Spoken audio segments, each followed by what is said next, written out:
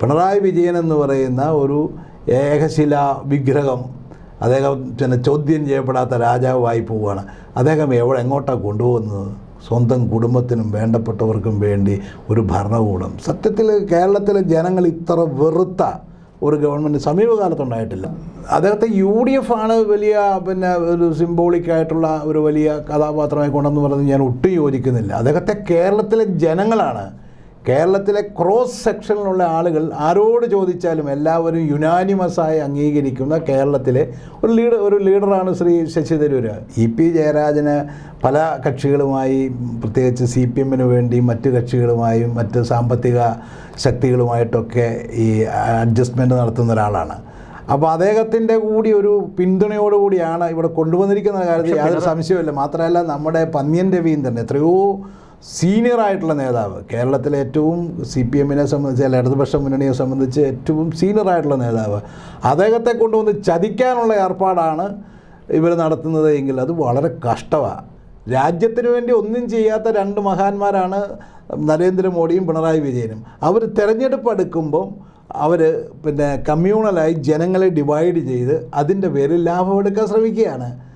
അപ്പോൾ ഇവിടെ പിണറായി വിജയൻ്റെ ഈ തട്ടിപ്പ് ഇത്തവണ പുറത്താവും.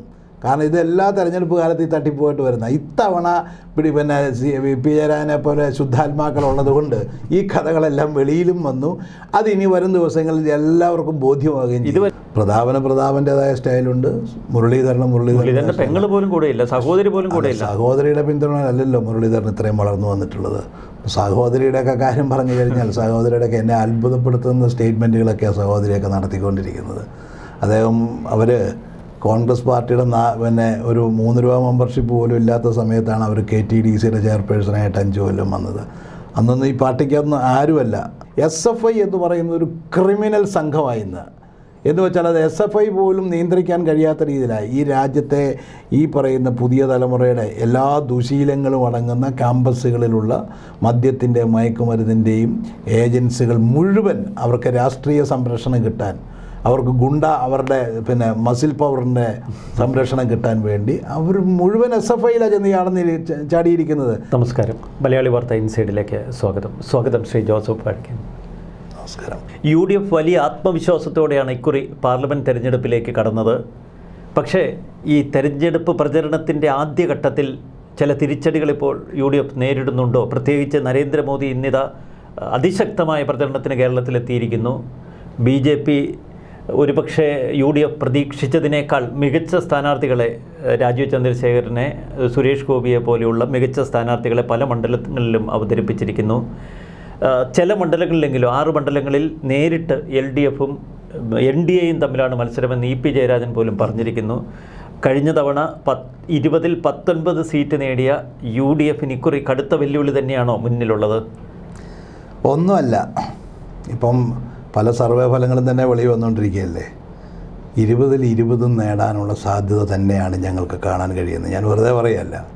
കഴിഞ്ഞ പ്രാവശ്യവും ഞാൻ തിരഞ്ഞെടുപ്പിൻ്റെ റിസൾട്ടിന് തൊട്ട് മുമ്പ് എന്നോട് നടത്തിയിട്ടുള്ള ഇൻ്റർവ്യൂകളിലൊക്കെ ഞാൻ പറഞ്ഞിട്ടുണ്ട്, ഇതിലേത് തോക്കുമെന്ന് പറയാൻ കഴിയില്ല, ഒരു പക്ഷേ 20-ൽ 20 ജയിക്കാൻ സാധ്യതയുണ്ടെന്ന്. ഇത്തവണത്തെ ഒരു പ്രത്യേകത, ആദ്യ റൗണ്ടിൽ തന്നെ നമ്മുടെ കാൻഡിഡേറ്റ്സിനെ അണിനിരന്നപ്പോൾ തന്നെ UDF മേൽക്കൈ അതിൻ്റെ അകത്ത് സ്ഥാപിച്ചു കഴിഞ്ഞു. പിന്നെ ഇപ്പോൾ തെരഞ്ഞെടുപ്പിൻ്റെ മിനിങ്ങാന്നല്ല ഡിക്ലെയർ ചെയ്തത്. പിന്നെ 26-ാം തീയതിയാണ് തെരഞ്ഞെടുപ്പ്. അപ്പോൾ ഇത് എന്ന് വെച്ച് കഴിഞ്ഞാൽ മികച്ച സ്ഥാനാർത്ഥികളെ ഇറക്കിക്കൊണ്ട് ഒറ്റക്കെട്ടായിട്ടുള്ള ഒരു പ്രവർത്തനം ഇത്തവണ UDF കാണിക്കുന്നത്. അതുകൊണ്ട് UDFന് ഇപ്പോൾ നരേന്ദ്രമോദി ഇനിയിപ്പോൾ എത്ര തവണ വന്നാലും എനിക്ക് തോന്നുന്നു ഓരോ തവണ വരും തോറും അത് കുറച്ചുകൂടി ഞങ്ങൾക്ക് അനുകൂലമായ ഒരു കൺസോളിഡേഷൻ കേരളത്തിൽ ഉണ്ടാക്കുമെന്ന് എനിക്ക് തോന്നുന്നു. 50,000 ആളുകളെ നിരത്തിയാണ് റോഡ് ഷോ. അതിപ്പം കാശുണ്ടെങ്കിൽ 50,000 പേരെയൊക്കെ കൊണ്ടുവന്ന് ഏതെല്ലാം പ്രദേശത്ത്, അതൊരു കോൺസ്റ്റിറ്റ്യുവൻസിയിൽ നിന്ന് കൊണ്ടുവരുന്നതല്ലല്ലോ, എവിടെ നിന്നല്ല ആളെ കൊണ്ടുവരാൻ പറ്റും. അതിലൊന്നും വലിയ അർത്ഥമൊന്നുമില്ല. റോഡ് ഷോയിലൊന്നും ആരും കുറവില്ല. അപ്പം ഞങ്ങളുടെ ശ്രീ ഷാഫി പറമ്പിൽ വടകരയിൽ എത്തുന്ന സമയത്ത് നരേന്ദ്രമോദി വരുന്നതിനേക്കാൾ വലിയ ആൾക്കൂട്ടമായിരുന്നു അവിടെ. എന്തോ ഒരു വലിയ സ്വീകരണം. വടകര വേറിട്ടൊരു കാഴ്ചയാണ് കേരളം കണ്ടത്. വടകരയല്ല ഞാൻ പറഞ്ഞത്, നരേന്ദ്രമോദിയായിട്ട് ഷാഫി പറമ്പിനെ നമുക്ക് താരതമ്യപ്പെടുത്താൻ പറ്റുമോ? പക്ഷെ മറ്റൊരു മണ്ഡലത്തിലും ആ ഷാഫി കടന്നു ചെന്നപ്പോഴുള്ള ആൾക്കൂട്ടം മറ്റൊരു സ്ഥലത്തും ഇത്തവണ പ്രകടമായി കണ്ടില്ല. അത് ഫ്രഷ് കാൻഡിഡേറ്റാണ്. പിന്നെ മാത്രമല്ല ഞങ്ങളുടെ യുവജന നിരയിൽ അത് ഞങ്ങളുടെ നിന്ന് മാത്രമല്ല, കേരളത്തിലെ പിന്നെ യുവജന നിരയിൽ നമുക്ക് ഏറ്റവും പ്രോമിസിംഗ് ആയിട്ടുള്ളൊരു ചെറുപ്പക്കാരനാണ് ഷാഫി. വളരെ സെക്കുലറാണ്, എല്ലാവർക്കും ഒരുപോലെ ഇഷ്ടമാണ്. എനിക്ക് തോന്നുന്നു ഇന്ത്യൻ പാർലമെൻറ്റിൽ ഷാഫി ഒരു പുതിയ താരോദയമായിരിക്കും. കാരണം അതിമനോഹരമായി കാര്യങ്ങൾ പ്രസൻറ്റ് ചെയ്യാൻ, അത് ഏത് ഭാഷയിലും സംസാരിക്കാൻ കഴിവുള്ള ഒരാളാണ്. അപ്പോൾ അതൊരു വലിയ ഞങ്ങളുടെ വളരെ ഒരു ട്രം കാർഡ് തന്നെയായിരുന്നു അവിടെ ഞങ്ങൾ ആ സ്ഥാനത്ത്. ഇക്കുറി വലിയ വിവാദങ്ങളുണ്ടായില്ല, മറ്റ് അപശ്രുതികളുണ്ടായില്ല എന്ന് പറയുമ്പോൾ ഒരു കാര്യം നമ്മൾ ഓർക്കണം. കഴിഞ്ഞ തവണ മത്സരിച്ച് ജയിച്ച അതേ സ്ഥാനാർത്ഥികളെ വീണ്ടും അവതരിപ്പിച്ചിരിക്കുകയാണ്, പുതിയ ആളുകളില്ല. അവരെല്ലാം 1-1.5 ലക്ഷം വോട്ടിന് ജയിച്ചവരാ.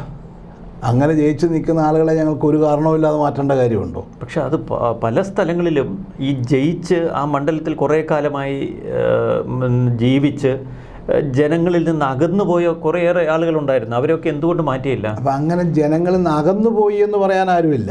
എല്ലാവരും വളരെ ആക്റ്റീവായിട്ട് നിൽക്കുന്നവർ. ഇപ്പോൾ തിരുവനന്തപുരം പോലെ ഒരു പാർലമെൻറ്റ് മണ്ഡലത്തിൽ ശശി തരൂർ എന്ത് ചെയ്തു എന്ന ചോദ്യമാണ് ഇവിടെ ഏറ്റവും ശക്തമായി ഉയരുന്നത്. ഒരു സിഗ്നേച്ചർ പദ്ധതി അദ്ദേഹത്തിന് ചൂണ്ടിക്കാട്ടാനില്ല. അല്ല, MP-മാരല്ലല്ലോ സിഗ്നേച്ചർ പദ്ധതികൾ തയ്യാറാക്കുന്നത്. സിഗ്നേച്ചർ പദ്ധതികൾ നടപ്പിലാക്കുന്നത് ഗവൺമെൻറ്റുകളാണ്. അല്ലാണ്ട് MP-മാരെ സംബന്ധിച്ചിടത്തോളം ഇവിടെ നിരവധി പ്രോജക്റ്റുകൾക്ക് അവരുടേതായ പിന്തുണ കൊടുക്കാൻ കഴിയും, അവർക്ക് ആ പ്രോജക്റ്റുകൾ ചാനലൈസ് ചെയ്യാൻ കഴിയും, പിന്നെ ഗവൺമെൻറ്റിന് മുമ്പിൽ പുതിയ നിർദ്ദേശങ്ങൾ വെക്കാൻ കഴിയും. അങ്ങനെയൊക്കെ ഉള്ള അർത്ഥത്തിൽ ശശി തരൂർ എന്ന് പറഞ്ഞാൽ ഇന്ത്യയിലെ തന്നെ ഒരു നമ്പർ 1 MP ആയിട്ടുള്ളതാണ്. എത്രയോ പിന്നെ പുതിയ നോവൽ ഐഡിയാസാണ് പുള്ളി കൊണ്ടുവന്നിട്ടുള്ളത്. അതൊക്കെ ഇവിടുത്തെ ജനങ്ങൾക്കൊന്നും മറക്കാനാവില്ല. കാരണം ഇന്ത്യൻ പാർലമെൻറ്റിൽ രാജ്യത്ത് ശശി തരൂരിൻ്റെ സാന്നിധ്യം അനിവാര്യമാണ്. അത് നമുക്ക് ഒരു കാരണവശാലും നമുക്കത് ഒഴിവാക്കാൻ കഴിയും. ശശി തരൂരിനെ വലിയൊരു സിംബോളിക് ബിംബമാക്കി UDFും മറ്റ് ചിലരും ഒക്കെ കാലാകാലങ്ങളായി അവതരിപ്പിക്കുന്നു. പക്ഷേ ഇവിടുത്തെ ജനങ്ങളുമായി അദ്ദേഹത്തിനൊരു ഹൃദയബന്ധം ഉണ്ടാക്കാൻ ഇതുവരെ കഴിഞ്ഞിട്ടില്ല. അദ്ദേഹത്തെ UDF ആണ് വലിയ പിന്നെ ഒരു സിംബോളിക് ആയിട്ടുള്ള ഒരു വലിയ കഥാപാത്രമായി കൊണ്ടെന്ന് പറഞ്ഞ് ഞാൻ ഒട്ടും യോജിക്കുന്നില്ല. അദ്ദേഹത്തെ കേരളത്തിലെ ജനങ്ങളാണ്, കേരളത്തിലെ ക്രോസ് സെക്ഷനിലുള്ള ആളുകൾ ആരോട് ചോദിച്ചാലും എല്ലാവരും യുനാനിമസായി അംഗീകരിക്കുന്ന കേരളത്തിലെ ഒരു ലീഡറാണ് ശ്രീ ശശി തരൂർ. അതല്ലാതെ UDF അദ്ദേഹത്തിന് പിന്തുണ കുറഞ്ഞു പോയി എന്നുള്ളതായിരുന്നു ഇത്രയും കാലത്തെ ആക്ഷേപം. UDFനെ കേരള ജനത അദ്ദേഹത്തെ ഹൃദയത്തിലേക്കുമ്പോൾ UDF അതനുസരിച്ച് അദ്ദേഹത്തിന് പിന്തുണ കൊടുക്കുന്നില്ലെന്ന് പറഞ്ഞ ഒരു ആക്ഷേപമായിരുന്നു ഇത്രയും കാലം കേട്ടിരുന്നത്. ഇപ്പോൾ നേരെ തിരിച്ചു പറഞ്ഞാൽ എന്താ അർത്ഥം ഇരിക്കുന്നത്? ഇവിടെ അദ്ദേഹത്തെ സംബന്ധിച്ചിടത്തോളം കേരളത്തിന് അനിവാര്യമായ ഒരു നേതാവാണ്. ഇന്ത്യൻ പാർലമെൻറ്റിൽ അദ്ദേഹത്തിൻ്റെ സ്ഥാനം എത്രയോ മുമ്പേ വരക്കിട്ടുറപ്പിച്ചതാണ്. അദ്ദേഹത്തിന് എതിരാളി ഇക്കുറി നിസ്സാരക്കാരനല്ല. രാജീവ് ചന്ദ്രശേഖരന് EP ജയരാജൻ്റെ കൂടി പിന്തുണയുണ്ട്. ഇടതുപക്ഷത്തെ പല നേതാക്കളും, കോൺഗ്രസിലെ പല നേതാക്കളും ഇപ്പോൾ മുണ്ടിട്ട് രാജീവ് ചന്ദ്രശേഖരൻ്റെ ക്യാമ്പിലുണ്ട്. അല്ല, അങ്ങനത്തെ പല കച്ചവടങ്ങൾ ഇടതുപക്ഷം നടത്തും, അത് ഞങ്ങൾക്കറിയാം. EP ജയരാജന് നേരത്തെ തന്നെ അതിനെക്കുറിച്ച് വളരെ ക്ലിയർ ആയിട്ടുള്ള പറഞ്ഞല്ലോ. അദ്ദേഹത്തിൻ്റെ പിന്നെ ആയുർവേദ റിസോർട്ട് വൈദേഹം നടത്തിക്കൊണ്ടിരിക്കുന്നത് ഇപ്പോൾ ചന്ദ്രശേഖരൻ്റെ കമ്പനിയാണ്. ഇതൊക്കെ എല്ലാവർക്കും അറിയാവുന്ന കാര്യമാണ്. ഇതെന്ന് വെച്ചാൽ പിന്നെ EP അല്ല, CPM-ലെ ഒരുപാട് നേതാക്കന്മാർ, അതിൻ്റെ മുഖ്യ നേതാവെന്ന് പറഞ്ഞാൽ പിണറായി വിജയൻ എല്ലാ കച്ചവടമുള്ള ആളാണ്. എന്നിട്ട് പാവപ്പെട്ട ജനങ്ങളെ, ന്യൂനപക്ഷങ്ങളെ ഒക്കെ തെറ്റിദ്ധരിപ്പിക്കാൻ വേണ്ടിയിട്ട് ഇത് വലിയൊരു പ്രചരണമാക്കി ഏറ്റെടുത്തിരിക്കുന്നു. EP ജയരാജനും രാജീവ് ചന്ദ്രശേഖരനും തമ്മിലുള്ള ഈ ബന്ധം വലിയൊരു തെരഞ്ഞെടുപ്പ് വിഷയമാക്കി. അത് ഞങ്ങൾ വിഷയമല്ലല്ലോ, അത് EP ജയരാജൻ തന്നെ പറഞ്ഞതല്ലേ. 4 സ്ഥാനാർത്ഥികൾ, അതും പേരെടുത്ത് പറഞ്ഞു. രാജീവ് ചന്ദ്രശേഖരനെ പോലുള്ള 4 സ്ഥാനാർത്ഥികൾ BJPയുടെ മിടുക്കരായ സ്ഥാനാർത്ഥികളാണ്. അത്രയും മിടുക്ക് അദ്ദേഹത്തിന് ബോധ്യപ്പെടാനും അതിനുവേണ്ടി ക്യാമ്പയിൻ നടത്തുകയും ചെയ്യുക. ഇടതുപക്ഷ മുന്നണിയുടെ കൺവീനർ എന്ന് പറഞ്ഞാൽ അങ്ങനെ വെറുതെ പറഞ്ഞതായിരിക്കാൻ വഴിയില്ലല്ലോ. ഇന്നലെ മലയാളി വാർത്തയുമായി സംസാരിക്കുമ്പോൾ CP ജോൺ, UDFിൻ്റെ സെക്രട്ടറി, ഞങ്ങളോട് പറഞ്ഞു രാജീവ് ചന്ദ്രശേഖരനെ പിൻവലിക്കാൻ BJP നിർബന്ധിതമാകും. കാരണം ഇടതുപക്ഷവുമായിട്ടുള്ള ഒരു ബന്ധം പരസ്യമായ സ്ഥിതിക്ക് നോമിനേഷൻ കൊടുക്കാൻ ദിവസമാകുന്നതല്ലേ ഉള്ളൂ. അപ്പോൾ അതിശക്തമായ പ്രചരണത്തിലേക്ക് UDF കടക്കുന്നു എന്നതിൻ്റെ സൂചനയല്ലേ അതൊക്കെ? അത് ഞങ്ങൾ കടക്കുന്നു എന്നുള്ളതല്ല, അതിനകത്തൊരു അന്തർധാര ഉണ്ടായിരുന്നു എന്നുള്ളത് സത്യമാണ്. EP ജയരാജന് പല കക്ഷികളുമായി, പ്രത്യേകിച്ച് CPM-ന് വേണ്ടി മറ്റ് കക്ഷികളുമായും മറ്റ് സാമ്പത്തിക ശക്തികളുമായിട്ടൊക്കെ ഈ അഡ്ജസ്റ്റ്മെൻറ്റ് നടത്തുന്ന ഒരാളാണ്. അപ്പോൾ അദ്ദേഹത്തിൻ്റെ കൂടി ഒരു പിന്തുണയോടുകൂടിയാണ് ഇവിടെ കൊണ്ടുവന്നിരിക്കുന്ന കാര്യത്തിൽ യാതൊരു സംശയമില്ല. മാത്രമല്ല, നമ്മുടെ പന്ന്യൻ രവീന്ദ്രൻ എത്രയോ സീനിയറായിട്ടുള്ള നേതാവ്, കേരളത്തിലെ ഏറ്റവും CPM-നെ സംബന്ധിച്ച്, അല്ല ഇടതുപക്ഷ മുന്നണിയെ സംബന്ധിച്ച് ഏറ്റവും സീനിയറായിട്ടുള്ള നേതാവ്, അദ്ദേഹത്തെ കൊണ്ടുവന്ന് ചതിക്കാനുള്ള ഏർപ്പാടാണ് ഇവർ നടത്തുന്നത് എങ്കിൽ അത് വളരെ കഷ്ടമാണ്. അങ്ങനെ വല്ലതും വേണമെങ്കിൽ CPയോട് പറഞ്ഞ് വല്ല ജൂനിയേഴ്സിനെ വല്ലവരൊക്കെ നിർത്തിയിട്ട് ഇവർ കാലുവാരിയാൽ അതിനർത്ഥം ഉണ്ടാകും. ഇത് കാലുവാരാൻ വേണ്ടി പാവം പന്ന്യൻ രവീന്ദ്രനെ നിഷേധിച്ചിട്ടുണ്ട് പിണറായി വിജയൻ ചെയ്യുക എന്നുള്ളത്. പിണറായി വിജയൻ ചുമ്മാ പേരിനൊന്ന് നിഷേധിച്ചു, അതല്ലാതെ അതങ്ങനെയാണോ നിഷേധിക്കേണ്ടത്?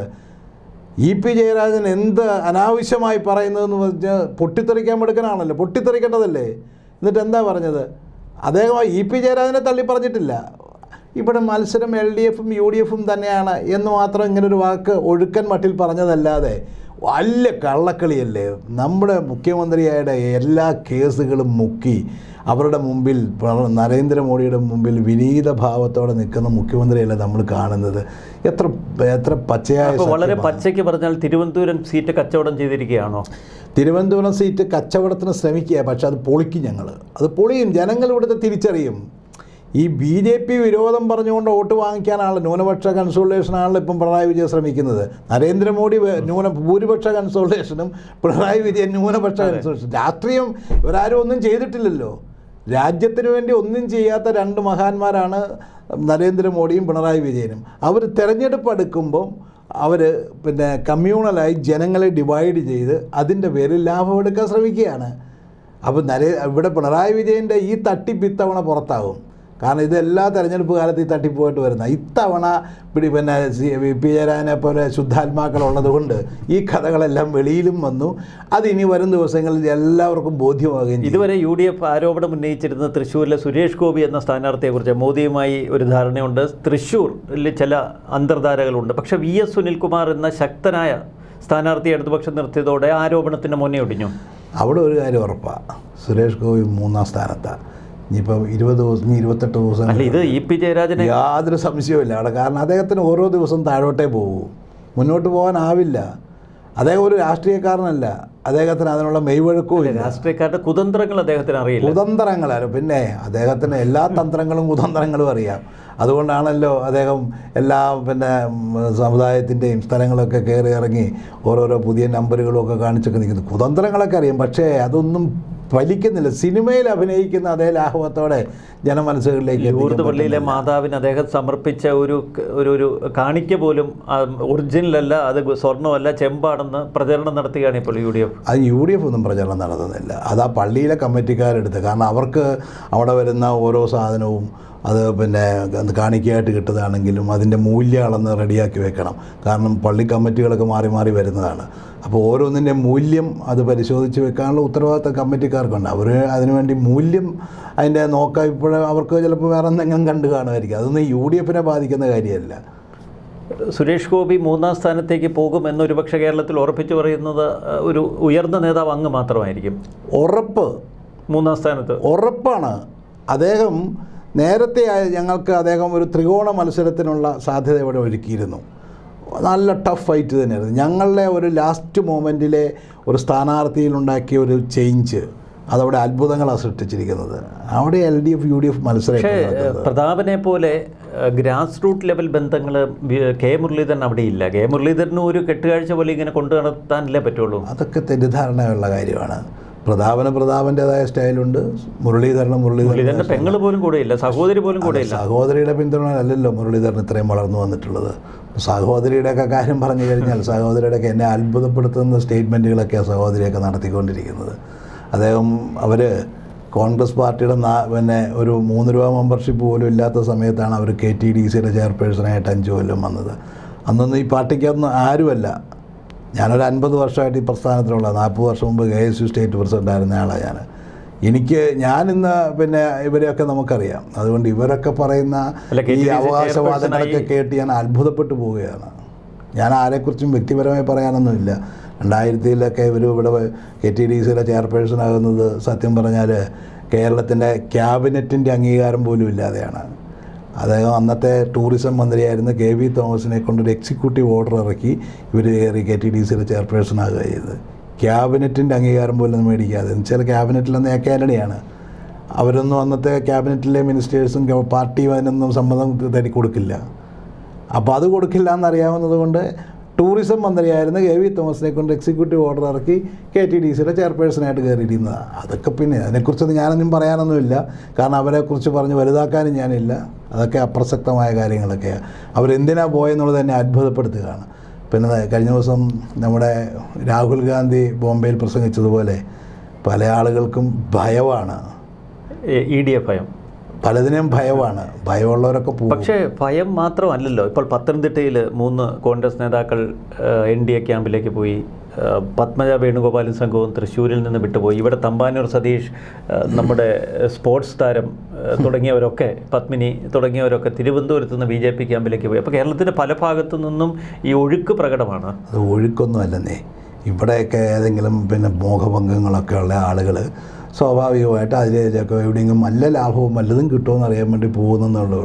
അതാണോ കോൺഗ്രസ്? അല്ല, ഇവിടെ പോയ അനിൽ ആൻ്റണിക്ക് സീറ്റ് കോൺഗ്രസ് അതാണ് അനിൽ ആൻ്റണി ഒന്നും ഞാൻ സത്യത്തിൽ ഇന്ന് വരെ കോൺഗ്രസിൻ്റെ ഒരു വേദിയിലും ഞാൻ കണ്ടിട്ടില്ല. കഴിഞ്ഞ തെരഞ്ഞെടുപ്പിൻ്റെ സമയത്ത് അവരെന്തോ സോഷ്യൽ മീഡിയയുടെ എന്തോ ഒരു ചുമതലക്കാരനായി വരുന്നു എന്ന് പറഞ്ഞതല്ലാതെ അതുപോലും അദ്ദേഹം ഇവിടെ ഒന്നും ആക്ട് ചെയ്തിട്ടില്ല. യാതൊരു കാര്യം അതിനു വേണ്ടി ചെയ്തിട്ടില്ല. പത്തനംതിട്ടയിൽ ചിലപ്പോൾ ജയിച്ചേക്കുമെന്നാണ് പറയുന്നത്. അത് ശരിയാ. പത്തനംതിട്ട കഴിഞ്ഞ പ്രാവശ്യം ശ്രീ കെ സുരേന്ദ്രന് കിട്ടിയതിനേക്കാൾ 1.5 ലക്ഷം വോട്ടെങ്കിലും 1 ലക്ഷം വോട്ടെങ്കിലും, അന്ന് അദ്ദേഹത്തിന് 2,90,000 വോട്ട് കിട്ടിയിരുന്നു. 1.5 ലക്ഷം വോട്ടിൽ കൂടുതൽ അനിലാൻഡിക്ക് കിട്ടില്ല. ഞാനും ആ മേഖലയിൽ മത്സരിച്ച് എനിക്ക് അറിയാവുന്ന പ്രദേശമാണ്. കെ സുരേന്ദ്രൻ ഇല്ലാത്ത ഒരു വോട്ട് ബാങ്ക് ഇക്കുറി അനിൽ ആൻ്റണിക്കുണ്ട്, ക്രിസ്ത്യൻ വോട്ട് ബാങ്ക്. അത് ക്രിസ്ത്യൻ വോട്ട് ബാങ്ക്, അത് പോലെയുള്ള സംഘടനകൾ. പിന്നെ കാസയല്ല കേരളത്തിലെ വോട്ട് തീരുമാനിക്കുന്നത്, ക്രിസ്ത്യാനികളുടെ. അതിന് ക്രിസ്ത്യാനികൾക്ക് അദ്ദേഹം ക്രിസ്ത്യാനിയായിട്ട് തോന്നിയിട്ടുണ്ടോ എന്ന് എനിക്കറിയത്തില്ല. കാരണം എങ്ങും ആരും കണ്ടിട്ടില്ല. ഒരു പള്ളിയിൽ പോലും PC ജോർജിൻ്റെ ഒക്കെ പിന്തുണയുണ്ടല്ലോ. PC ജോർജ് പറഞ്ഞല്ലോ ഒരു വളരെ ബുദ്ധിമുട്ടാണെന്നുള്ള വരും. PC ജോർജ് പറഞ്ഞല്ലോ പരിചയമൊന്നുമില്ല, കൃത്യമായിട്ട് പറഞ്ഞല്ലോ. എനിക്ക് ഇരട്ടിപ്പണിയാണെന്നല്ലേ അദ്ദേഹം പറഞ്ഞത്. അപ്പോൾ സ്വാഭാവികമായിട്ട് അത് നമുക്കറിയാമല്ലോ എന്താ. അപ്പോൾ രാഷ്ട്രീയ പൊതുചിത്രം ഇങ്ങനെ നിൽക്കുമ്പോഴും കേരളത്തിലെ യഥാർത്ഥ തെരഞ്ഞെടുപ്പ് പ്രശ്നങ്ങൾ എന്തൊക്കെയാണ് തെരഞ്ഞെടുപ്പ് വിഷയങ്ങൾ UDF ഉയർത്തിക്കൊണ്ടുവരാൻ ആഗ്രഹിക്കുന്നത്? തെരഞ്ഞെടുപ്പ് വളരെ സ്ട്രോങ് ആയിട്ടുള്ള ഒരു രാജ്യത്ത് നരേന്ദ്രമോദിയെ മാറ്റി ഒരു ഗവൺമെൻറ് ഉണ്ടാക്കാൻ കഴിയുമോ എന്നുള്ള ഇന്ത്യ മുന്നണിയുടെ പരിശ്രമങ്ങൾക്ക് പരമാവധി സഹായം കൊടുക്കുക കേരളം. അതാണ് പ്രധാനപ്പെട്ട ലക്ഷ്യം. പക്ഷേ ഈ ഒരു തെരഞ്ഞെടുപ്പ് മുദ്രാവാക്യത്തെക്കാൾ കേരളത്തിലെ ഭരണവിരുദ്ധത തന്നെയല്ലേ മുഖ്യ അജണ്ടയാക്കേണ്ടത്? കാരണം ഒരു മോദി തരംഗം പൊതുവെ കേരളത്തിലുമുണ്ട്. അത് ഹൈന്ദവ സമൂഹത്തിൽ നിന്നുള്ള വോട്ടുകൾ കോൺഗ്രസിലേക്ക് ഒഴുകുന്നതിൽ തടസ്സം നിൽക്കില്ല ഇത്തരം ചില ധാർഷ്ട്യപരമായ തെരഞ്ഞെടുപ്പ് വിഷയങ്ങൾ ഏറ്റെടുത്താൽ? ഇത് ധാർഷ്ട്യമല്ലല്ലോ. ഇതിൻ്റെ ധാർഷ്ട്യം രാജ്യത്ത് ഇന്ത്യ മുന്നണി എന്ന് പറയുന്ന ഇന്ത്യയിലെ പ്രമുഖ രാഷ്ട്രീയ പ്രസ്ഥാനങ്ങൾ ഒന്നിച്ചേർന്നുള്ള മുന്നണിയാണ്. BJPക്ക് കഴിഞ്ഞ പ്രാവശ്യം കിട്ടിയത് 303 സീറ്റേ കിട്ടിയിട്ടുള്ളൂ. 400. അല്ല, ഞാൻ ചോദിക്കട്ടെ, അത് എവിടെ നിന്നാണ് കിട്ടുന്നത്? ഇന്ത്യക്ക് പുറത്തുനിന്ന്, പാകിസ്ഥാനിൽ നിന്നോ അന്യരാജ്യത്തു നിന്നോ? കഴിഞ്ഞ പ്രാവശ്യം നോർത്ത് ഇന്ത്യയിലെ രാജസ്ഥാൻ, ഡൽഹി, മധ്യപ്രദേശ്, UP എല്ലാ ഹിന്ദി ഹൃദയഭൂമി മുഴുവൻ, ഹരിയാന മുഴുവൻ തൂത്തുപാരിയതാണ്. ഇനി അതിനപ്പുറത്തോട്ട് വരാനില്ല. എന്തായാലും അതിൽ നിന്ന് പുറകോട്ടുള്ള പോക്കേ ഉണ്ടാവുള്ളൂ, അതിൽ നിന്ന് മുന്നോട്ടൊരു കാരണവശാലും ഉണ്ടാവുകയില്ല. അതിനേക്കാൾ വന്നിരിക്കുന്നത് സൗത്ത് ഇന്ത്യ അവർക്ക് കയറാൻ കഴിയാത്തൊരു മേഖലയായി മാറി ഈ കഴിഞ്ഞ ഈ 5 വർഷത്തിൽ. തമിഴ്നാട്ടിൽ 5 സീറ്റ് വോട്ടർ സർവേ ഒക്കെ. അല്ല, വോട്ടർ സർവേ പലതും പറഞ്ഞിട്ടുണ്ടാകാം. പക്ഷേ ഞാൻ പറയുകയാണ്, ദക്ഷിണേന്ത്യയിലേക്ക് കടന്നു കയറാൻ കഴിയാത്ത അവസ്ഥയായതുകൊണ്ടാണ് അവർ വർഷങ്ങൾക്ക് മുമ്പ് ആട്ടിപ്പായിച്ചു വിട്ട നമ്മുടെ ചന്ദ്രബാബു നായിഡുവിനെ വരെ കൂട്ട നിർത്താനായിട്ട് ശ്രമിച്ചുകൊണ്ടിരിക്കുന്നത്. അപ്പോൾ ദക്ഷിണേന്ത്യയിൽ കഴിഞ്ഞ പ്രാവശ്യം കിട്ടിയ സീറ്റ് പോലും കിട്ടില്ല എന്നുള്ള ഉറപ്പാണ്, ഇൻക്ലൂഡിങ് നമ്മുടെ കർണാടക ഉൾപ്പെടെ. ഉത്തരേന്ത്യയിൽ കഴിഞ്ഞ പ്രാവശ്യം മാക്സിമം കിട്ടുന്നത്. പിന്നെ എങ്ങനെയാണ് 300 ഈ 400 എന്നൊക്കെ പറയുന്നത്? ഭൂരിപക്ഷം കിട്ടില്ല എന്നുള്ള അവരുടെ എല്ലാ കാൽക്കുലേഷനിലും ഭൂരിപക്ഷം BJPക്ക് കിട്ടില്ല. അത് ഭയപ്പാടി തന്നെയാണ് നിൽക്കുന്നത്. മാത്രമല്ല കഴിഞ്ഞ പ്രാവശ്യം കോൺഗ്രസിന് ഒരു സഖ്യം അവിടേക്കും ഇല്ലായിരുന്നു. ഇപ്പോൾ ഉത്തരേന്ത്യയിലെ മിക്ക സംസ്ഥാനത്തും കോൺഗ്രസ് സഖ്യമായിട്ടാണ് മത്സരിക്കുന്നത്. ആം ആദ്മിയായിട്ട് സഖ്യമായി, SP ആയിട്ട് സഖ്യമായി, CPM-ഉമായിട്ട് സഖ്യമായി. CPM-ഉമായിട്ട് സഖ്യമായിട്ട് അവിടെ പ്രത്യേകിച്ച് കാര്യമൊന്നുമില്ല. എങ്കിൽ പോലും അതുകൊണ്ട് പ്രത്യേകിച്ച് യാതൊരു കാര്യവും ഉണ്ടാകാൻ പോകുന്നില്ല. അതേസമയം കർണാടകത്തിൽ, നമ്മുടെ മഹാരാഷ്ട്രയിൽ എല്ലാ കക്ഷികളുമായിട്ടുള്ള സഖ്യമായി. അല്ലാണ്ട് ഇവിടുന്ന് കുറച്ച് കാല് മാറുന്നവരുടെ പിന്നാലെ ജനങ്ങൾ പോകുമെന്നാണ് വിചാരിച്ചിരിക്കുന്നത്. ജനങ്ങളൊരു ആശയത്തിന് പിന്നില്ല. കോൺഗ്രസ് പോലെ ഒരു മഹാപ്രസ്ഥാനത്തിൻ്റെ പിന്നിൽ നിൽക്കുന്ന ജനതയൊന്നും ഏതെങ്കിലും 1-2 ഭയമുള്ള ആളുകൾ പോയാൽ ഉടനെ അതിൻ്റെ പിന്നാലെ ഒന്നും ആരും പോവില്ല. പക്ഷേ കേരളത്തിൽ 20 സീറ്റും നേടും എന്ന് പറയുമ്പോൾ ഇവിടുത്തെ ഭരണവിരുദ്ധതയും പിണറായി വിജയൻ സർക്കാരിനെതിരെയുള്ള ജനവികാരവും ഒക്കെ അല്ലേ കൂടുതൽ ഉപയോഗപ്പെടുത്തുന്നത്? അതുപോലെ തന്നെ കേന്ദ്രവിരുദ്ധതയോടൊപ്പം, അല്ലെങ്കിൽ കേന്ദ്രത്തിലൊരു ഭരണം നരേന്ദ്രമോദിക്ക് എതിരായ, ഈ രാജ്യത്തിൻ്റെ ഭരണഘടന സംരക്ഷിക്കുന്ന, ഈ രാജ്യത്ത് ഇഷ്ടമില്ലാത്ത ആളുകളെ രാജ്യത്തു നിന്ന് ഓടിക്കുന്ന ഒരു രാഷ്ട്രീയ പ്രസ്ഥാനത്തിനെതിരെയുള്ള വിധിയെഴുത്തിനോടൊപ്പം കഴിഞ്ഞ പ്രത്യേകിച്ച് ഈ 2ാം പിണറായി സർക്കാർ കേരളത്തിലെ ജനങ്ങളുടെ മുമ്പിൽ ഇത്ര മാത്രം അപഹാസ്യമായ ഒരു ഗവൺമെൻറ് കേരള ചരിത്രത്തിലുണ്ടായിട്ടില്ല. എത്രയോ അഴിമതി ആരോപണങ്ങളാണ്. ആ അഴിമതി ആരോപണങ്ങൾ മുഴുവൻ BJPയുമായി സന്ധി ചേർന്ന് അതിനകത്ത് മുഴുവൻ അത് വെളിയിൽ വരാതിരിക്കാൻ വേണ്ടി നടത്തിക്കൊണ്ടിരിക്കുന്ന ശ്രമങ്ങൾ. ഇദ്ദേഹത്തിൻ്റെ പേരിൽ ഉണ്ടായിട്ടുള്ള ഏതെങ്കിലും ഒരു ആരോപണത്തിന് അദ്ദേഹം മറുപടി പറഞ്ഞിട്ടുണ്ടോ? നരേന്ദ്രമോദിക്കല്ലേ പുള്ളി പഠിച്ചുകൊണ്ടിരിക്കുന്നത്? ഒരൊറ്റ ആരോപണത്തിന് മറുപടി പറഞ്ഞിട്ടുണ്ടോ? കേരളത്തിലെ ജനങ്ങളുടെ മുമ്പിൽ കാണിക്കാൻ കൊള്ളുന്ന എന്തെങ്കിലും ഒരു വികസനം നടന്നിട്ടുണ്ടോ? ഇവിടെ പെൻഷൻ കൊടുത്തിട്ടുണ്ടോ? ഇവിടെ ശമ്പളം മുടങ്ങിയത് കേരള ചരിത്രത്തിൽ ആദ്യമായിട്ടില്ലേ? അടുത്ത തവണ 7-8 മാസം കഴിയുമ്പോഴത്തേക്ക് 2 മാസത്തെ അല്ല 1 മാസത്തെ കൊടുത്തു, 2 മാസം അല്ല 7 മാസത്തെ 8 മാസത്തെ കൊടുക്കാൻ കിടക്കുമ്പോൾ വേണ്ടെന്ന് തെരഞ്ഞെടുപ്പ് പ്രമാണിച്ച് ഇവിടെ കൊടുക്കുകയാണ്. ഇപ്പോൾ ആളുകളെ തെറ്റിദ്ധരിപ്പിച്ചു. ഇപ്പോൾ അവർ സുപ്രീം കോടതിയിൽ പോയിരിക്കുന്നെന്ന് പറഞ്ഞ് കേന്ദ്രം തരേണ്ടത് ഞങ്ങൾക്ക് തന്നില്ലെന്ന്. തരേണ്ടതല്ല, അവിടെ സുപ്രീം കോടതിയിൽ പോയിരിക്കുന്നത് കടം മേടിക്കാനുള്ള അനുമതിക്ക് വേണ്ടിയിട്ടാണ്. ഞങ്ങൾക്ക് അവിടെ നിന്ന് കടം മേടിക്കണം, കടം മേടിക്കാൻ ഞങ്ങളെ സമ്മതിക്കണമെന്നേ പറയുന്നുള്ളൂ, അല്ലാണ്ട് അവിടെ നിന്ന് കിട്ടാനുള്ളത് കിട്ടാനല്ല. ഇത്ര ദയനീയമായ സാമ്പത്തിക മാനേജ്മെൻറ്റുള്ള ഒരു മന്ത്രിയെ പോലും ആളുകൾക്ക് അറിയില്ല. പിണറായി വിജയൻ എന്ന് പറയുന്ന ഒരു ഏകശിലാ വിഗ്രഹം അദ്ദേഹം ചോദ്യം ചെയ്യപ്പെടാത്ത രാജാവായി പോവുകയാണ്. അദ്ദേഹം എങ്ങോട്ടാണ് കൊണ്ടുപോകുന്നത്? സ്വന്തം കുടുംബത്തിനും വേണ്ടപ്പെട്ടവർക്കും വേണ്ടി ഒരു ഭരണകൂടം. സത്യത്തിൽ കേരളത്തിലെ ജനങ്ങൾ ഇത്ര വെറുത്ത ഒരു ഗവൺമെൻറ് സമീപകാലത്തുണ്ടായിട്ടില്ല. അത് ഉറപ്പായിട്ട് തെരഞ്ഞെടുപ്പിൽ ഞങ്ങളെ അത് പ്രതിഫലിക്കുമെന്നുള്ള കാര്യത്തിൽ യാതൊരു. പിണറായി വിജയൻ അധികാരത്തിലെത്തി 7.5 വർഷം പിന്നിടുമ്പോൾ ഒരു വശത്ത് ആരോപണങ്ങൾക്കപ്പുറത്ത് ഒരൊറ്റ കേസ് പോലും അദ്ദേഹത്തിനെതിരെ, അദ്ദേഹത്തിൻ്റെ കുടുംബത്തിനെതിരെയോ മകൾക്കെതിരെയോ തെളിയിക്കപ്പെട്ടിട്ടില്ല. തെളിയിക്കപ്പെടാനായിട്ട് കേസ് എടുക്കേണ്ടതാരാ? ഇവിടെ വിജിലൻസ് എന്ന് പറയുന്നതിനെ വന്ധീകരിച്ച് കളഞ്ഞു. പണ്ടൊക്കെ പ്രത്യേകിച്ച് UDF ഒക്കെ ഭരിക്കുന്ന കാലത്ത് വിജിലൻസിൻ്റെ ഡയറക്ടർ ഉപയോഗിച്ചു സ്വന്തം മുന്നണിയെ തകർക്കുക. സ്വന്തം മുന്നണിയെ തകർക്കുക എന്നുള്ളതല്ല, അവിടെ അത്ര ഇൻഡിപെൻഡൻ്റ് ആയിരുന്നു. ആരോപണം കൊടുത്താലും അല്ലെങ്കിൽ പരാതി എഴുതി കൊടുത്താലും അതിനെക്കുറിച്ച് ഇൻഡിപെൻഡൻ്റായിട്ട് അന്വേഷിക്കുന്ന ഒരു ഏജൻസി അവിടെ ഉണ്ടായിരുന്നു. അതുപോലെ തന്നെ ലോകായുക്ത, ആ ലോകായുക്ത എന്ന് പറയുന്നതിനെ അതിനെ വന്ധീകരിച്ച് കളഞ്ഞു. അങ്ങനെ ഈ 2 സ്ഥാപനവുമാണ് അന്വേഷണം നടത്തേണ്ട ആളുകൾ. പിന്നെ മറ്റെല്ലാ അന്വേഷണ ഏജൻസികളെയും നരേന്ദ്രമോദി അവിടെ എന്ത് ചെയ്യുന്നു അത് തന്നെ കേരളത്തിൽ ചെയ്തിരിക്കുകയാണ്. പിന്നെ എങ്ങനെ അന്വേഷിക്കും? ആർക്കെതിരെ ആർക്ക് പരാതി കൊണ്ടുപോയി കൊടുക്കും? പരാതി കൊടുക്കാനുള്ള വിജിലൻസിന് കൊടുത്തിട്ട് കാര്യമുണ്ടോ? ലോകായുക്ത കൊടുത്തിട്ട് കാര്യമുണ്ടോ? ആർക്കും പരാതി കൊടുത്തിട്ട് കാര്യമില്ലല്ലോ. മാത്രമല്ല CBIക്ക് വല്ലതും വിടണമെന്ന് വല്ലതും കോടതിയെ കൊണ്ടൊരു ഉത്തരവ് മേടിച്ചാൽ അവിടെ നരേന്ദ്രമോദിയായിട്ട് അഡ്ജസ്റ്റ്മെൻറ്റാണ്. 36 തവണ ലാവ്ലിൻ കേസും മറ്റൊക്കെ സുപ്രീം കോടതി CBIയുടെ അനാസ്ഥ മൂലം നീട്ടിവെക്കേണ്ടി വന്നു എന്ന് പറഞ്ഞാൽ നിങ്ങളൊന്ന് ആലോചിച്ച് നോക്കിയേ. ഈ മുഖ്യമന്ത്രി ആദ്യമാകുന്നതിന് മുമ്പുള്ള കേസാണ്. 7.5 വർഷമായിട്ട് ആ കേസ് ഇതുവരെ പൊക്കിയിട്ടില്ല. ആ കേസ് എന്ന് പൊങ്ങിയാലും അപ്പോൾ തന്നെ സുപ്രീം കോടതി പറയും അതിൻ്റെ ട്രയൽ നടക്കട്ടെ എന്ന് പറഞ്ഞാൽ ഇദ്ദേഹം വീണ്ടും പ്രതിയാണ്. അതൊഴിവാക്കാൻ വേണ്ടിയല്ല ഈ പണിയെല്ലാം നടത്തിക്കൊണ്ടിരിക്കുന്നത്. ഇതിനപ്പുറം ഇപ്പോൾ സിദ്ധാർത്ഥൻ്റെ കൊലപാതകം തിരുവനന്തപുരത്ത് യൂണിവേഴ്സിറ്റി കലോത്സവത്തോടനുബന്ധിച്ച് ഒരു അധ്യാപകൻ, ഷാജി എന്ന അധ്യാപകനെ അതിക്രൂരമായി ഇവിടെ തല്ലിച്ചതച്ചു. പക്ഷേ ഇപ്പോൾ പോസ്റ്റ്മോർട്ടം റിപ്പോർട്ട് കഴിഞ്ഞ് പോലീസ് റിപ്പോർട്ട് തയ്യാറായി. FIR ഇട്ടപ്പോൾ അധ്യാപകൻ സ്വയം ആത്മഹത്യ ചെയ്തതാണ്, അദ്ദേഹത്തിന് മർദ്ദനമേറ്റില്ല എന്നാണ് ഏറ്റവും ഒടുവിൽ പുറത്തു വരുന്ന വാർത്തകൾ. ഇതൊക്കെ തെരഞ്ഞെടുപ്പിൻ്റെ ഒരു പ്രചരണ രംഗത്തേക്ക് വരുമോ? അല്ല, അധ്യാപകൻ ആത്മഹത്യ ചെയ്തതല്ല എന്നും ഇവിടെ ആരും പറഞ്ഞിട്ടില്ല. പക്ഷെ ആത്മഹത്യയിലേക്ക് നയിച്ചിട്ടുള്ള കാര്യങ്ങൾ ദേഹം മുഴുവൻ മുഖമൊക്കെ അടിച്ച് തകർത്ത് SFIക്ക് ശക്തിയുള്ള പോലീസ് റിപ്പോർട്ടിൽ ഇന്റേണൽ മുറിവുകളൊന്നുമില്ല. ഇന്റേണൽ മുറിവല്ല, മാനസിക മുറിവാണ്. അദ്ദേഹത്തിന് അടിച്ചാൽ ഉടനെ ഇന്റേണൽ മുറിവാണ്. അടിക്കുകയും ഇടിക്കുകയും ചവിട്ടുകയും ഇഷ്ടം പോലെ ചെയ്തിട്ടുണ്ട്. അതല്ല മരണകാരണം അദ്ദേഹം ആത്മഹത്യ തന്നെ ആവാം. പക്ഷെ ഞാൻ പറഞ്ഞിട്ടുള്ളത് SFI എന്ന് പറയുന്ന ഒരു ക്രിമിനൽ സംഘമായിന്ന് എന്ന് വെച്ചാൽ അത് SFI പോലും നിയന്ത്രിക്കാൻ കഴിയാത്ത രീതിയിലായി. ഈ രാജ്യത്തെ ഈ പറയുന്ന പുതിയ തലമുറയുടെ എല്ലാ ദുശീലങ്ങളും അടങ്ങുന്ന ക്യാമ്പസുകളിലുള്ള മദ്യത്തിൻ്റെ മയക്കുമരുന്നിൻ്റെയും ഏജൻസികൾ മുഴുവൻ അവർക്ക് രാഷ്ട്രീയ സംരക്ഷണം കിട്ടാൻ, അവർക്ക് അവരുടെ മസിൽ പവറിൻ്റെ സംരക്ഷണം കിട്ടാൻ വേണ്ടി അവർ മുഴുവൻ SFIയിലാണ് ചാടിയിരിക്കുന്നത്. അതിന് SFIക്ക് പോലും നിയന്ത്രിക്കാൻ കഴിയില്ല. അവരുടെയൊക്കെ കൺട്രോൾ വിട്ട് കാര്യങ്ങൾ പോയി കഴിഞ്ഞു. അതിന് മുഴുവൻ പിണറായി വിജയൻ ഈ ഗുണ്ടായിസം വലിയ ഇഷ്ടമായതുകൊണ്ട് അദ്ദേഹം നടത്തിക്കോ എന്ന് പറയുകയാണ് അദ്ദേഹം. കാരണം ഇതൊക്കെ തുടരുമെന്നാണ് പറയുന്നത്. ഏത് ഗുണ്ടായിസോ ആരുടെ മേലെ നടത്തിയാൽ ഉടനെ പുള്ളി പറയും അതെല്ലാം ജീവൻ രക്ഷാ പ്രവർത്തനമാണ്, നടന്നോട്ടെന്നാണ് പറയുന്നത്. ഈ പ്രസ്ഥാനം എന്ന് പറഞ്ഞാൽ രാജ്യത്തിന് ശാപമാണ്. SFIയുടെ പൂർണ്ണമായ അധീശത്വത്തിലുള്ള എല്ലാ ക്യാമ്പസുകളും അവർക്ക് സെപ്പറേറ്റ് ആയിട്ടുള്ള ഇടിമുറിയുണ്ട്.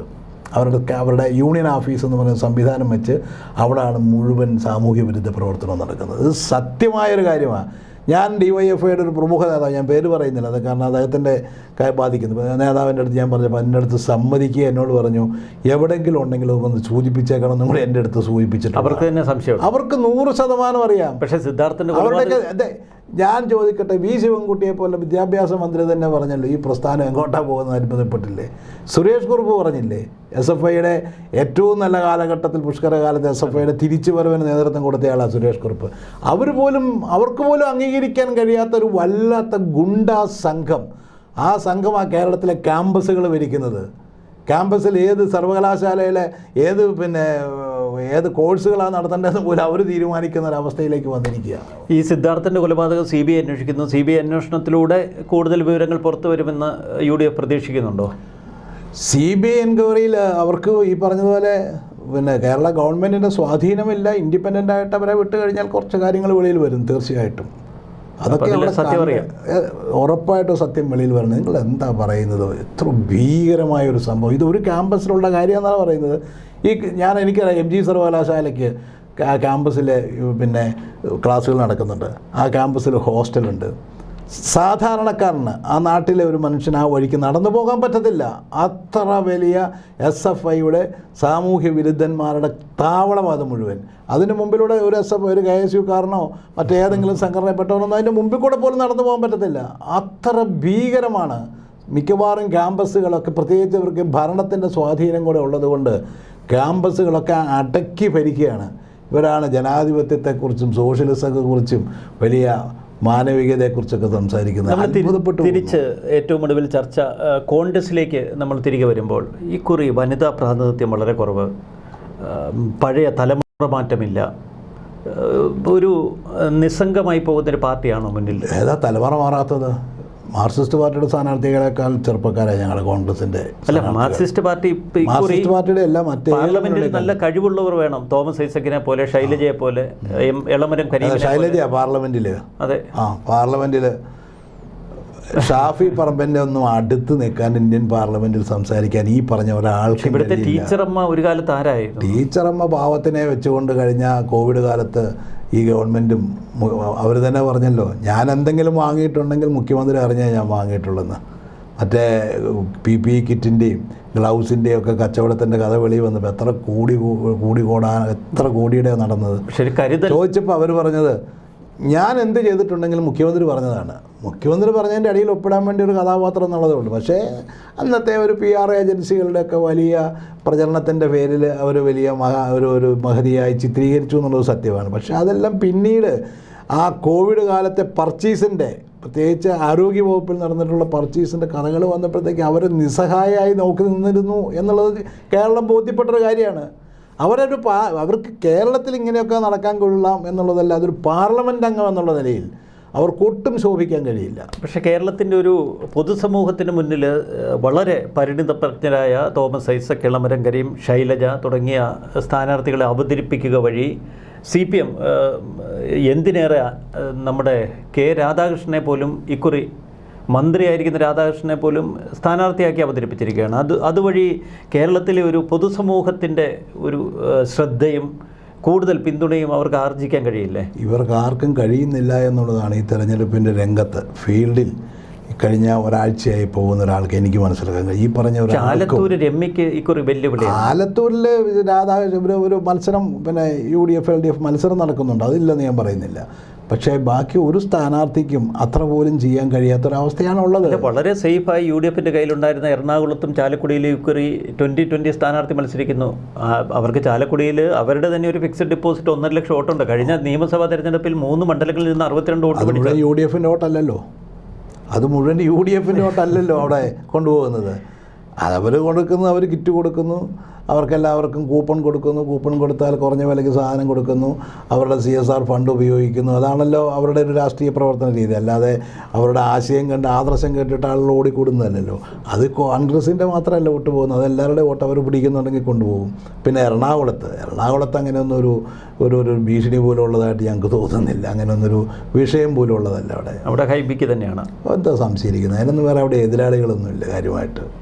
ഇക്കുറി UDF പ്രചരണ രംഗത്തേക്ക് കടന്നു വരുമ്പോൾ രാഹുൽ ഗാന്ധി ഇവിടെ മത്സരിക്കുന്നതുകൊണ്ട് രാഹുൽ ഗാന്ധിയുടെ ഒരു പ്രസൻസ് നമുക്ക് എടുത്തു പറയേണ്ടതില്ല. പക്ഷേ ഇവിടെ പഴയ നിയമസഭാ തെരഞ്ഞെടുപ്പൊക്കെ നടക്കുമ്പോൾ ശശി തരൂരൊക്കെ ആയിരുന്നു അന്ന് മുഖ്യ പ്രചാരകരായി കേരളത്തിൽ നിറഞ്ഞു നിന്നത്. ഇക്കുറി ആരായിരിക്കും ഈ തെരഞ്ഞെടുപ്പിലെ മുഖ്യ പ്രചാരകർ? ആൻ്റണിക്ക് വയ്യ, ഉമ്മൻചാണ്ടി ഉമ്മൻചാണ്ടി ഇപ്പോഴില്ല, അങ്ങനെയുള്ള തലയെടുപ്പുള്ള നേതാക്കളില്ല. ആകെ കൂടിയുള്ള കെ സുധാകരൻ കണ്ണൂരിൽ മത്സരിക്കുകയാണ്, അദ്ദേഹം അവിടെ ഒതുങ്ങിപ്പോകുന്നു. പ്രതിപക്ഷ നേതാവ് എന്നുള്ള നിലയിൽ VD സതീശൻ മാത്രമേ ഉള്ളൂ. പക്ഷെ അത്ര ഒരു തലയെടുപ്പെന്ന് എടുത്തു പറയാൻ കഴിയില്ല. എന്താ ഇല്ല എന്ന് പറയുന്നത്? VD സതീശനെ രമേശ് ചെന്നിത്തല ഉൾപ്പെടുന്ന ഞങ്ങളുടെ ഒരു വലിയ നേതൃനിര മത്സരിക്കാതെ പുറത്തു നിൽപ്പുണ്ട്. അവർ തന്നെയായിരിക്കും MM ഹസൻ, അവരൊക്കെ ആയിരിക്കും തെരഞ്ഞെടുപ്പിനെ നിയന്ത്രിക്കുന്നത്, അതിന് യാതൊരു സംശയവുമില്ല. അവരൊക്കെ വളരെ പരിണിതപ്രജ്ഞരായുള്ള ഞാനൊരു കാര്യം പറയാം, MM ഹസനെ പോലെ ഒരു തെരഞ്ഞെടുപ്പ് രംഗത്താണെങ്കിലും പാർട്ടിയെ മുന്നോട്ട് കൊണ്ടുപോകുന്നതിനും ഐക്യത്തോടെ എല്ലാവരും കൊണ്ടുപോകാൻ കഴിയുന്ന വളരെ പിന്നെ കോൺഗ്രസിലെ ഏറ്റവും പരിണിതപ്രജ്ഞനായ ഒരു നേതാവ് തന്നെ അദ്ദേഹം. പക്ഷേ ഇക്കുറി ഈ ന്യൂനപക്ഷം, പ്രത്യേകിച്ച് മുസ്ലിം സമുദായം ഇടതുപക്ഷത്തോടടുത്ത് നിൽക്കുകയാണ്. പിണറായി വിജയൻ അവരെ ചേർത്ത് പിടിച്ചിരിക്കുന്നു. അതൊക്കെ തോന്നുന്നതല്ലേ? അവർക്ക് ഈ രാജ്യത്തിനെക്കുറിച്ച് ഏറ്റവും കൂടുതൽ ഉത്കണ്ഠയുള്ളത് അവരാണ്. കാരണം ഇന്ത്യ മുന്നണി എന്ന് പറയുന്നത്, ഇന്ത്യ മുന്നണിയിൽ CPM ഉണ്ടോ എന്ന് ചോദിച്ചാലുണ്ട്, ഇല്ല എന്ന് ചോദിച്ചാലില്ല. ഒരു കാരണവശാലും ഇന്ത്യ മുന്നണിക്ക് ഈ രാജ്യത്ത് ഒരു ഭരണമുണ്ടാക്കുന്നതിന് CPMൻ്റെ ഭാഗത്തുനിന്ന് സഹായം കിട്ടില്ല എന്നുള്ളത് ഈ രാജ്യത്ത് വളരെ കൃത്യമായിരിക്കുകയാണ്. എത്ര ബാലിശമായ കാര്യങ്ങൾ പറഞ്ഞുകൊണ്ടാണ് ഇവിടെ വയനാട്ടിൽ രാഹുൽ ഗാന്ധിയുടെ സിറ്റിംഗ് സീറ്റിൽ രാഹുൽ ഗാന്ധി വീണ്ടും മത്സരിക്കുന്നു എന്നുള്ളതാണ് ഇന്ത്യ മുന്നണിയുടെ പരാതി. നമ്മുടെ ഇന്ത്യയിലെ ഇന്ത്യൻ പൗരനല്ലേ രാഹുൽ ഗാന്ധി? ഇന്ത്യയിൽ അദ്ദേഹത്തിൻ്റെ കേരളത്തിലുള്ള സിറ്റിംഗ് സീറ്റിൽ അദ്ദേഹം വീണ്ടും നോമിനേഷൻ കൊടുക്കുന്നു എന്നുള്ളതാണ് ഇന്ത്യ മുന്നണി CPMൻ്റെ പരാതി. അതെന്തൊരു വിചിത്രമായ ഒരു പരാതിയാണ്. മാത്രമല്ല, കേരളത്തിൽ നിന്നും ഇന്ത്യൻ രാഷ്ട്രീയത്തിലേക്ക് പോയിരിക്കുന്ന KC വേണുഗോപാൽ കഴിഞ്ഞ 3 പ്രാവശ്യം MLAയും പിന്നെ MP 2 പ്രാവശ്യം MPയുമായ KC വേണുഗോപാൽ ആലപ്പുഴയിൽ 2 വർഷം കൂടി ഉണ്ട് രാജ്യസഭയിൽ. രാജ്യസഭയല്ലല്ലോ, ലോക്സഭയിലെ തെരഞ്ഞെടുപ്പ് പോലെ അല്ലേ നമുക്ക് ഗവൺമെൻറ് ഉണ്ടാക്കുന്നതിന് ഏറ്റവും നിർണായകം. ഞങ്ങളെ സംബന്ധിച്ചിടത്തോളം ഓരോ സീറ്റും നിർണായകമാണ്. നരേന്ദ്രമോദിക്കെതിരെ ഒറ്റയാൾ പോരാട്ടമാണ് രാഹുൽ ഗാന്ധി നടത്തുന്നത്. ആ രാഹുൽ ഗാന്ധിയുടെ പോരാട്ടത്തിന് അതിന് ശക്തി പകരാൻ ഇന്ത്യ മുന്നണിയെ അധികാരത്തിൽ കൊണ്ടുവരാൻ കഴിയുമെന്ന് തന്നെയാണ് ഞങ്ങളുടെ വിശ്വാസം. അത് വെറുതെയുള്ള വാക്കല്ല. ഇന്ത്യയിലെ വിവിധ രാജ്യ സംസ്ഥാനങ്ങളിലെ അതിശക്തമായ സംഘടനകളൊക്കെ ഒന്നിച്ചു ചേർന്നുകൊണ്ട് ഒരു ഗവൺമെൻറ്റിന് ശ്രമിച്ചാൽ BJP ഗവൺമെൻറ് ഉണ്ടാക്കില്ല. ഈ തെരഞ്ഞെടുപ്പുകളിൽ ഒരു പ്രവചനം, അത് അങ്ങയുടെ മാത്രം ഒരു പ്രത്യേകതയാണ്. ഇക്കുറി എത്ര സീറ്റ് കിട്ടും UDFന്? ഞാൻ പറഞ്ഞാൽ ആദ്യം തന്നെ പറഞ്ഞാൽ 20 സീറ്റ് കിട്ടിയാലും അത്ഭുതപ്പെടേണ്ടതില്ല. 20-20 കാരണം എല്ലാം ഒന്നിനൊന്നിനും മികച്ച സ്ഥാനാർത്ഥികൾ. ഏതെങ്കിലും ഒരു സ്ഥാനാർത്ഥി ഞങ്ങളുടെ മോശമെന്ന് പറയാൻ പറ്റുമോ? BJPക്ക് എത്ര സീറ്റ് കിട്ടും ഇക്കുറി? BJPക്ക് ഒന്നും കിട്ടാൻ പോകുന്നില്ല കേരളത്തിൽ, നെവർ. അത് ഒരു കാരണവശാലും. സുരേഷ് ഗോപിയൊക്കെ ആദ്യമേ മോളുടെ കല്യാണത്തിന് നരേന്ദ്രമോദി വരുന്നു, അല്ലാതെ ഭരണത്തിന് വരുന്നു, പിന്നെയും വേണം വീണ്ടും വരും. ഒന്നും ചിലവാകില്ല. നരേന്ദ്രമോദിയൊക്കെ കേരളത്തിൽ സ്ഥിരമായി വന്ന് പ്രത്യേകിച്ച് വാക്കും പ്രവൃത്തിയുമായി ഒരു ബന്ധവുമില്ലാത്തൊരു നേതാവായിട്ടാണ് അദ്ദേഹത്തെ ആളുകൾ ചിത്രീകരിച്ചിരിക്കുന്നത്. ഇപ്പം മോഡി ഗ്യാരണ്ടി എന്നൊക്കെ പറഞ്ഞ ആരോ PR ഏജൻസി പറഞ്ഞു കൊടുത്തിരിക്കുന്ന വാചകം അതിങ്ങനെ ആവർത്തിച്ചുകൊണ്ടിരിക്കുന്നു. മോഡി ഗ്യാരണ്ടി. വയനാട് പാർലമെന്റ് മണ്ഡലം മാറ്റിവെച്ചാൽ അടുത്ത ഭൂരിപക്ഷം കിട്ടുന്ന മണ്ഡലം കുറിയതായിരിക്കും അങ്ങയുടെ നിരീക്ഷണത്തിൽ? ഞങ്ങളുടെ എറണാകുളം വലിയ ഭൂരിപക്ഷമായിരിക്കും, ഇടുക്കി വലിയ ഭൂരിപക്ഷമായിരിക്കും. ഞങ്ങളുടെ മിക്കവാറും ഇപ്പം എല്ലാം അങ്ങനെ ഒന്നും മോശമെന്ന് പറയാൻ കഴിയാത്ത സീറ്റുകളാണ് മിക്കവാറും. ഏറ്റവും ടൈറ്റ് ഫൈറ്റ് എവിടെയാണ് നടക്കുന്നത്? ടൈറ്റ് ഫൈറ്റ് എന്നിപ്പം നമുക്ക് ഇലക്ഷനെ സംബന്ധിച്ച് അങ്ങനെ കൃത്യമായിട്ട് ഞാൻ ഈ പറഞ്ഞ പോലെ പല സ്ഥലത്തും നല്ല മത്സരങ്ങൾ നടക്കുന്നുണ്ട്, ഇല്ലെന്ന് ഞാൻ പറയുന്നില്ല. നല്ല മത്സരങ്ങൾ നടക്കുന്നുണ്ട്. പക്ഷേ എല്ലായിടത്തും നമുക്ക് എഡ്ജുണ്ട്. UDFന് എഡ്ജുണ്ട്. ഇവിടെ ഇപ്പം നിങ്ങൾ ആലത്തൂരിൻ്റെ കാര്യം പറഞ്ഞു. ആലത്തൂരിൽ നമ്മുടെ ഒരു കോൺഗ്രസിന് അവതരിപ്പിക്കാവുന്ന ഒരുപക്ഷെ ഒരു താരമൂല്യമുള്ള സ്ഥാനാർത്ഥിയാണ് രമ്യ ഹരിദാസ്. ഞങ്ങളുടെ ഏത് വേദികളിൽ എവിടെ വന്നാൽ ഏറ്റവും കൂടുതൽ ആളുകൾ ഇഷ്ടപ്പെടുന്ന വളരെ മനോഹരമായി ജനഹൃദയത്തിലേക്ക് ചേർന്ന് തലക്കന അവർ വളരെ മിടുക്കിയായിട്ടുള്ളത് കൊച്ച് പാവം.